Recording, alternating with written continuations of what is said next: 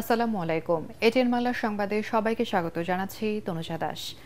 চলতি সপ্তাহে আগামী জাতীয় নির্বাচনের রোডম্যাপ বা কর্মপরিকল্পনার খসড়া চূড়ান্ত করে প্রকাশ করবে নির্বাচন কমিশন। রোডম্যাপের খসড়া তৈরি হচ্ছে জানিয়ে ইসি সচিব আক্তার আহমেদ আশ্বস্ত করেন, নির্বাচন ঘিরে আইনশৃঙ্খলা পরিস্থিতি নিয়ে উদ্বিগ্ন হওয়ার কিছু নেই। দুপুরে ইসি ভবনের সাংবাদিকদের সাথে আলাপকালে তিনি এসব তথ্য জানান। মাঠ পর্যায়ের প্রশাসন সাজানো সহ ইসির ব্যস্ততা তুলে ধরে তিনি বলেন, নিবন্ধনের জন্য প্রাথমিক যাচাইয়ে উত্তীর্ণ ২২টা নতুন রাজনৈতিক দলের তথ্য যাচাই মাঠ পর্যায়ের কাজ চলমান রয়েছে। এ সময় সাংবাদিকদের প্রশ্নের জবাবে আক্তার আহমেদ জানান, ভোট কেন্দ্র বাড়ানো ও তরুণদের জন্য আলাদা কেন্দ্র নিয়ে এখনো কোনো সিদ্ধান্ত হয়নি।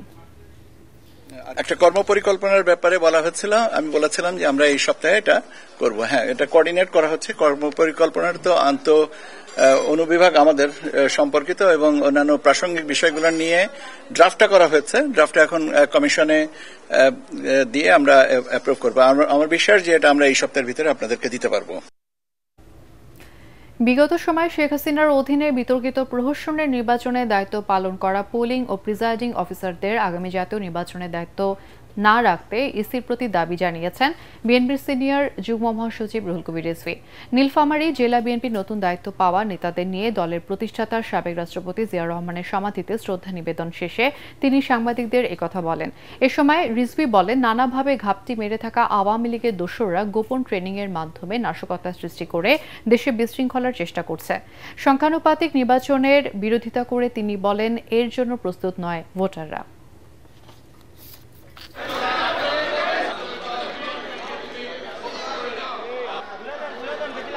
নানা কায়দায় দোসররা ঘাপটি মেরে বিভিন্ন জায়গায় অবস্থান করে দেশের ভিতরে নাশকতার চেষ্টা করছেন।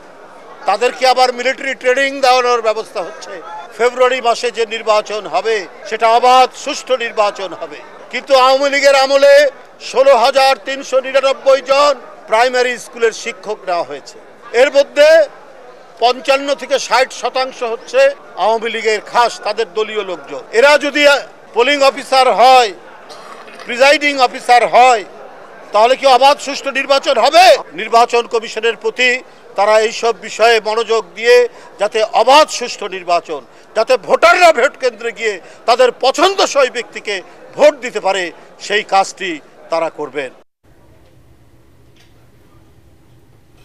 ২০১৬ সালে গাজীপুরে জঙ্গি অভিযানের নামে মাদ্রাসা ছাত্র ইব্রাহিম সহ ৭ জনকে হত্যার ঘটনায় সাবেক আইজিপি জাবেদ পাটোয়ারি সহ ৫ পুলিশ কর্মকর্তার বিরুদ্ধে গ্রেফতারি পরোয়ানা জারি করেছে আন্তর্জাতিক অপরাধ ট্রাইব্যুনাল ১।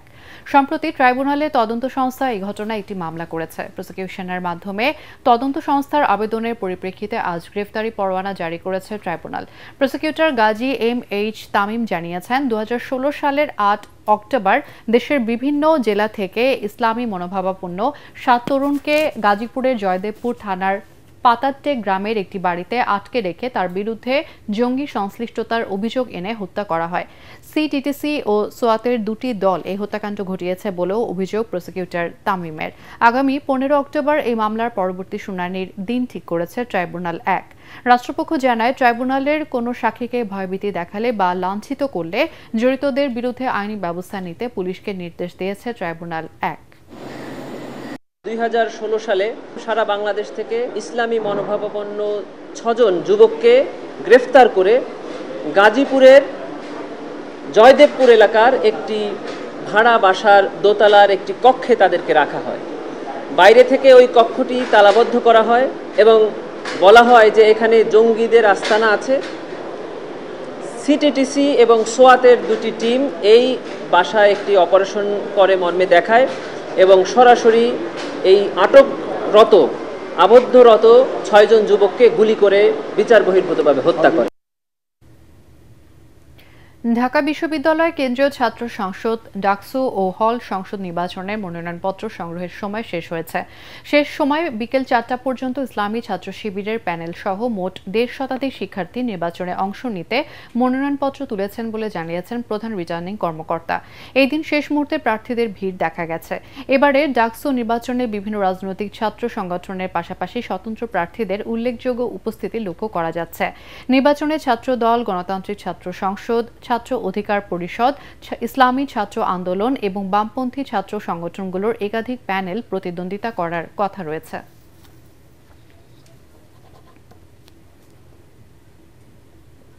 আর এই ছিল এখনকার সংবাদ। আমাদের ATN বাংলা সংবাদ ইউটিউবে দেখতে ব্রাউজ করুন youtube/ATN Bangla News।